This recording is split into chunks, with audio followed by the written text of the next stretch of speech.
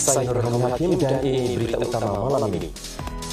Dalam satu ujian perintis, penduduk di lebih 220 buah flat HDB boleh pos surat di tempat surat kolom blok mereka sendiri. Kempen peringkat kebangsaan mengenai keselamatan kebakaran di rumah dilancarkan hari ini. Sekitar 7 juta orang sertai tunjuk-tunjuk perasaan anti-Trump di kesemua 50 wilayah Amerika Syarikat.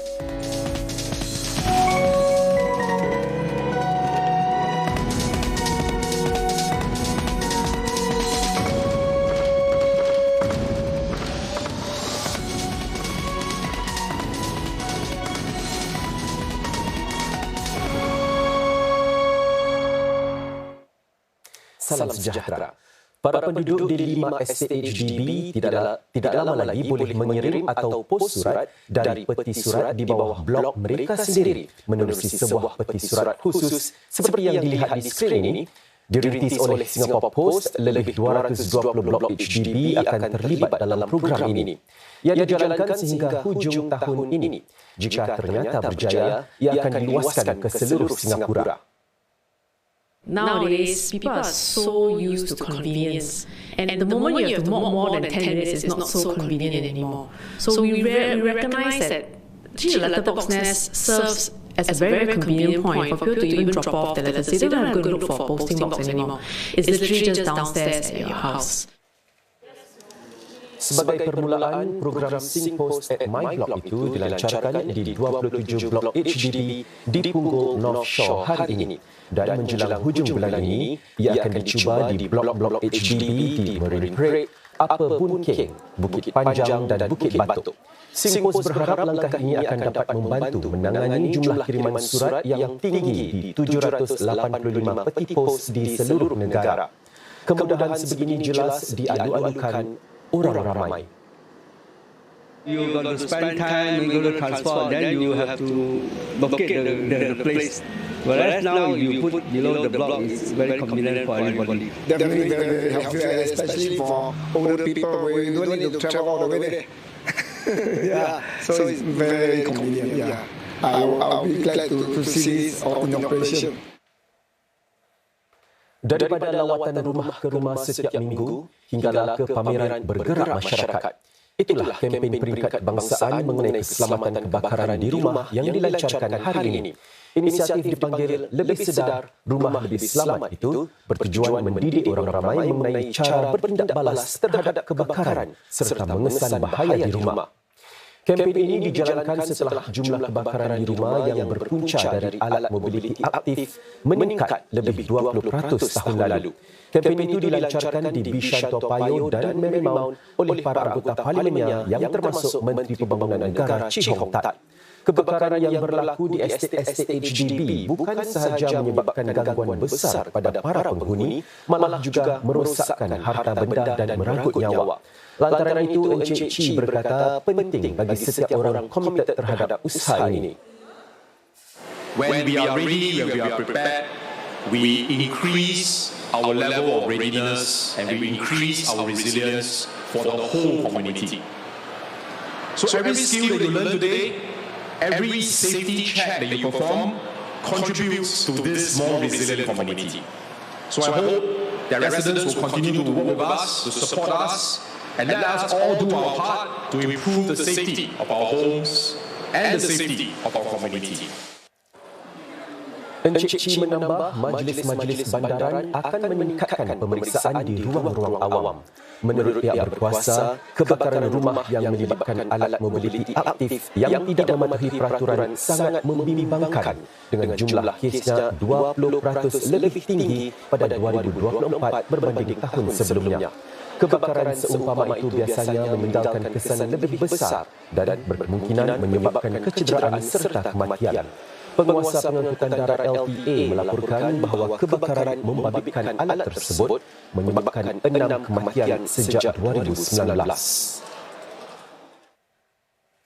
Salah satu koperasi terbesar di Singapura Persatuan Koperasi Jimat Cermat dan Pinjaman Pekerja-Pekerja Lembaga Berkanun Singapura SSBEC sedang mendigitalkan perkhidmatan simpanan dan pinjamannya. Ini agar dapat membantu para anggotanya dengan lebih cepat lagi cekap.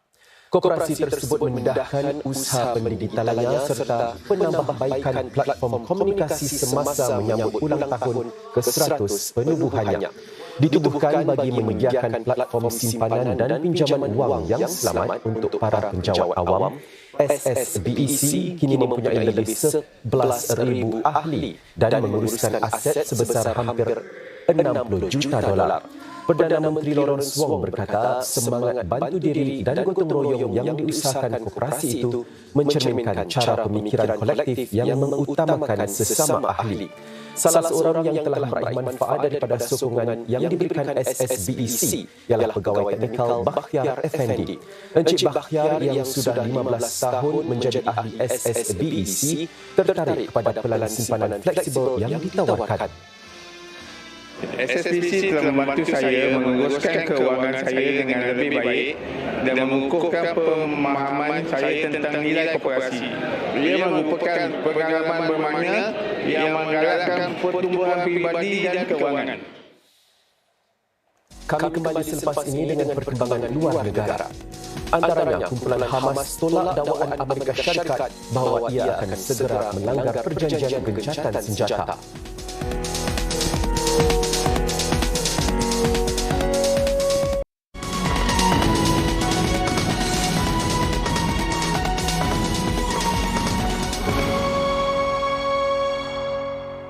Selamat bertemu kembali. Dalam perkembangan di Timur Tengah, Hamas hari ini menolak kenyataan Jabatan Negara Amerika Syarikat yang mendakwa mempunyai laporan berwibawa bahawa Hamas akan segera melanggar perjanjian gencatan senjata dengan menyerang para penduduk Palestin. Hamas menuduh dakwaan tersebut sebagai palsu dan merupakan propaganda Israel. Kumpulan itu juga sebaliknya menuduh Israel sebagai membentuk, membiayai dan memberi senjata kepada geng kongsi gelap supaya mencuri lori bantuan dan merompak penduduk Palestin. Sementara itu, Israel mengesahkan hari ini bahawa Hamas sudah menyerahkan mayat 2 lagi tebusannya. Namun demikian, Perdana Menteri Benjamin Netanyahu terus menekankan bahawa lintasan sepadan Rafah antara carikan Gaza dengan Mesir akan kekal ditutup sehingga diberitahu kelak. Di carikan Gaza sendiri, pasukan penyelamat melaporkan berlakunya serangan walaupun di tengah-tengah tempoh gencatan senjata sekarang.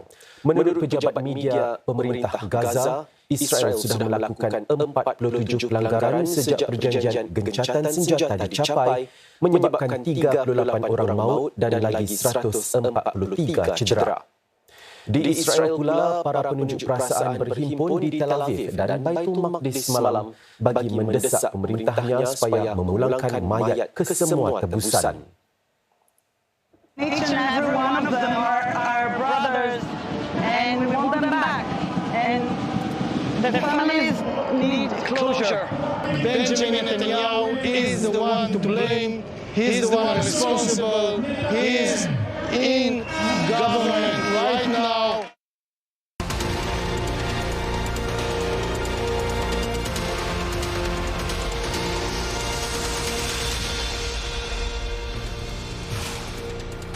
Sekitar 7 juta orang menyertai tunjuk-tunjuk perasaan anti-Trump di kesemua 50 wilayah di Amerika Syarikat. Tunjuk-tunjuk perasaan diadakan di lebih 2,700 lokasi berbeza.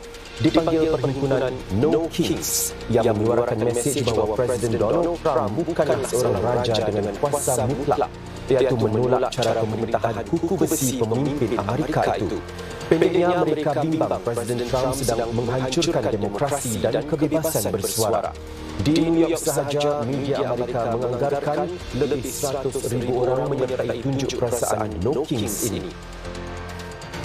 He is dismantling every safeguard that we've had for our country and our democracy, and we need to do something. And everyone needs to be on the streets and saying something, protesting. I think that the state of the world that we are in right now is really horrible. I want my rights back. I was really debating. So I was like, should I go or not? The reason I'm here today is because I'm more scared about what would happen if I didn't show up. I have so many friends that are immigrants, federal workers that are afraid to be here today. I mean, in America, afraid to stand on the streets, look at the Capitol, and express their views. I'm here for that. Bantahan-bantahan no case tidak terhad di Amerika Syarikat sahaja, malah negara-negara seperti Mexico, Kanada serta negara-negara Eropah seperti Jerman, Britain dan Spanyol juga menyaksikan bantahan ini diadakan. Ribuan orang menyertai tunjuk-tunjuk perasaan sebegini yang sebahagian besar penganjurnya adalah warga Amerika Syarikat yang tinggal di luar negara. Mereka antara lain menolak dasar dan perbuatan Encik Trump mengerahkan askar federal ke bandar-bandar Amerika, melakukan serbuan-serbuan imigresen terhadap golongan pendatang dan juga mengenakan tindakan keras terhadap lawan-lawan politiknya. Gadis ini masih terlalu muda untuk memiliki lesen memandu, namun sudah memandu dengan kelajuan lebih 200 km sejam di litar perlumbaan. Selepas ini kami bawa anda mengenali pemandu perempuan Formula 4 pertama dari Singapura.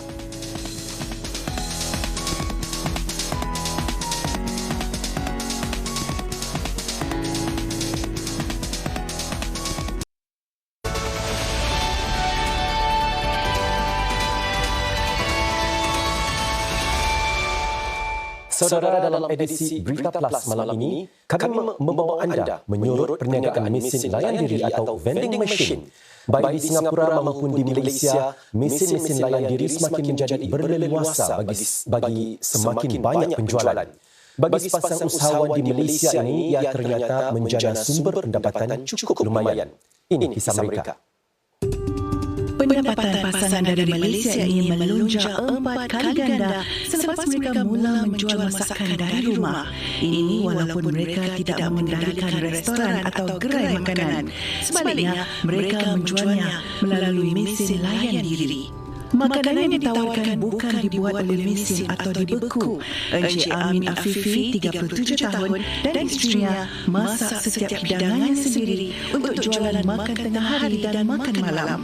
Bagi setiap kelompok hidangan, mereka mengambil masa kira-kira 3 jam untuk menyiapkannya. Apabila siap, makanan itu akan terus dibungkus dan dalam masa sejam, ia akan diletakkan dalam mesin layan diri. Pasangan ini juga tidak menggunakan sebarang bahan pengawet dalam makanan mereka.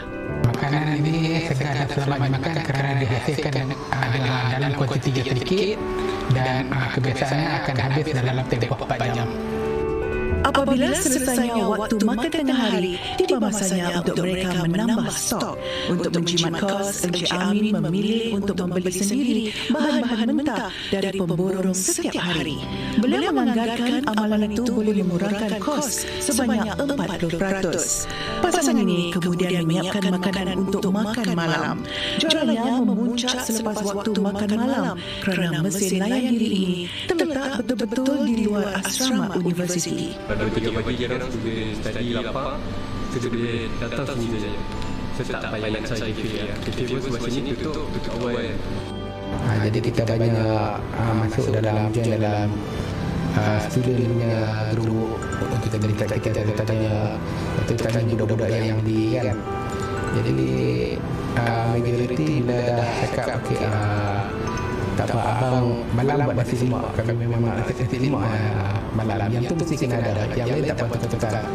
Encik Amin memantau jualan dan stok produk melalui aplikasi yang dihubungkan ke mesinnya. Barang-barang dijual pada harga serendah RM1 Malaysia bagi sebotol air hingga RM5 untuk makanan siap dimasak seperti nasi lemak. Itu 30% lebih murah daripada pilihan lain yang berdekatan. Encik Amin menjual sekitar 120 paket setiap hari dan margin keuntungannya adalah sehingga 40%. Pendapatan kasar saya dalam sehari adalah 400 ke 500. Dalam sebulan lebih kurang dalam 10,000, hampir 10,000 ikut pada keadaan. Kalau bukan kasar, pendapatan saya kalau lebih kurang dalam 40% macam tu lah, lebih kurang 35%, 40%. Jumlah itu adalah 4 kali ganda berbanding apa yang Encik Amin peroleh sebelum ini semasa menjual kuih dari rumah ke rumah. Pendapatan saya dalam lebih kurang 800 sebulan macam tu. Kalau ikut tak cukup lah, sebab zaman sekarang ni mungkin lepas untuk utility saja.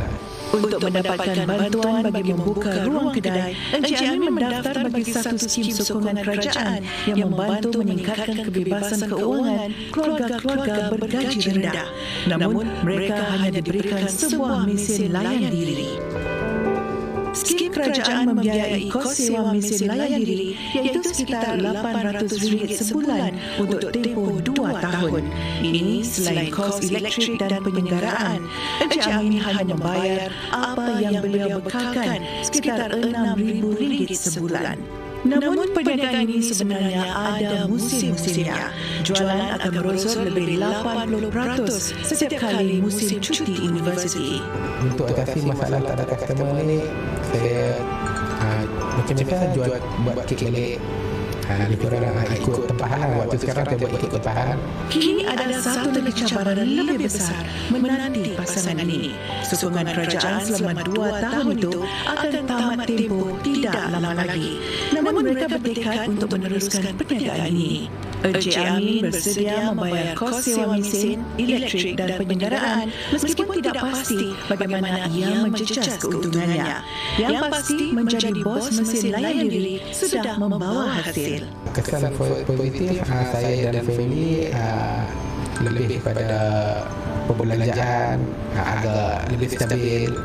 Beliau kini menimbangkan untuk mengembangkan lagi perniagaan, mungkin catering atau sebuah mesin tambahan. Gadis remaja berusia 15 tahun ini masih terlalu muda untuk memandu di jalan raya awam, tetapi ia tidak menghalangnya daripada mencatat sejarah di litar perlumbaan. Mari kita kenali dengan lebih dekat lagi pemandu perempuan Formula 4 yang pertama bagi Singapura. Karinko masih terlalu muda untuk memiliki lesen memandu, tetapi dia sudah pun mencatat kelajuan memandu lebih 200 km sejam di litar perlumbaan. Karin mula memandu go-kart pada usia 9 tahun dan setahun kemudian sudah pun menyertai perlumbaan. I didn't know how fast a go-kart would be, so I was quite shocked. But then after laps, I got used to it. I really loved the speed. While I was driving, I got picked up by like an Italian team. And at the time my racing career started, and now I do not want to stop it. Karin pertama kali memandu kereta lumba Formula 4 pada Jun dan berlatih di luar negara. F4 adalah langkah pertama ke arah Formula 1, iaitu kemuncak sukan lumba kereta yang didominasi kaum lelaki sejak sekian lama. In the Formula 4 car, you go more than 200 kilometers per hour, and it can be really tiring if you're not strong enough. The male drivers are like stronger, so I have to work like 2 times harder in order to win them. I feel that everybody there is just to drive and to win, and I don't think it should matter if you're like a female or male driver. We have Miss Karin for the house. She's Singapore's first female F4 driver.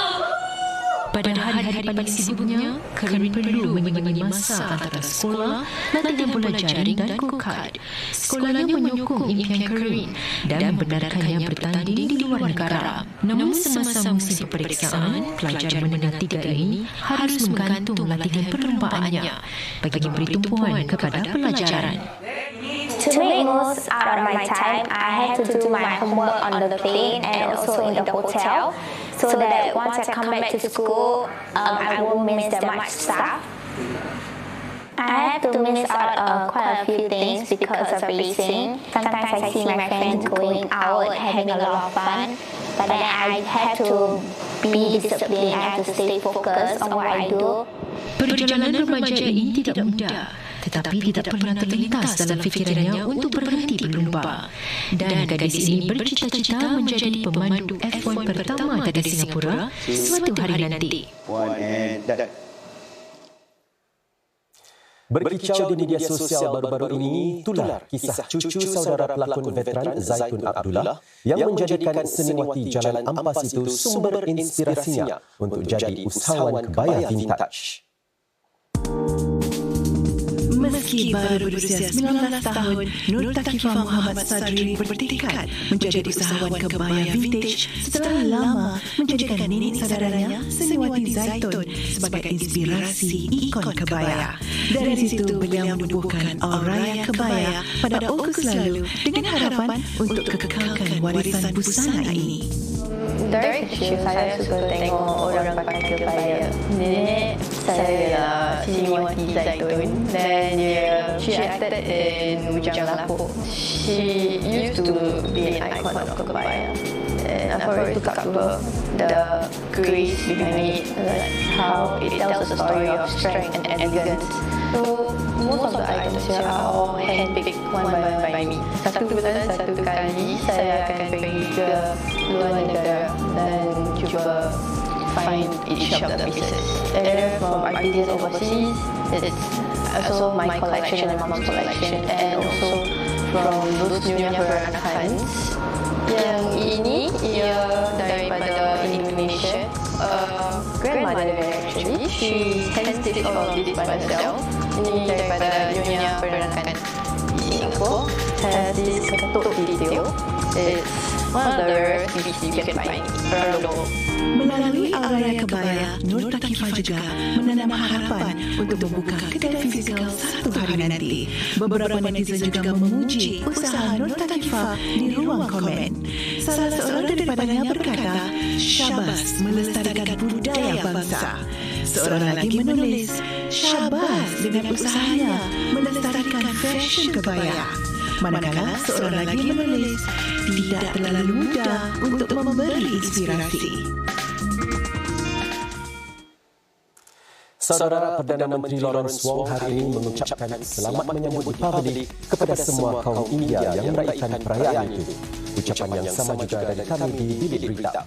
Dan sekian saja untuk malam ini, sehingga kita berjumpa lagi. Salam hormat.